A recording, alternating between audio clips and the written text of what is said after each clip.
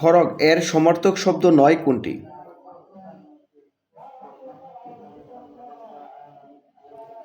চাকু। মেঘনা নদী দেব পারি, কল অলা এক নাই, আবার আমি যাব আমার পাড়া তলির গায়ে। উপরোক্ত পংক্তিটি কোন কবির রচনা? শামসুর রহমানের। সিডর শব্দটি কোন ভাষার শব্দ? সিডর শব্দটি হচ্ছে সিংহলি ভাষার শব্দ, যার অর্থ হচ্ছে চোখ। সুশুশ্রা শব্দের সঠিক বানান কোনটি? শুশ্রূষা শব্দের ক বানানটি শুদ্ধ।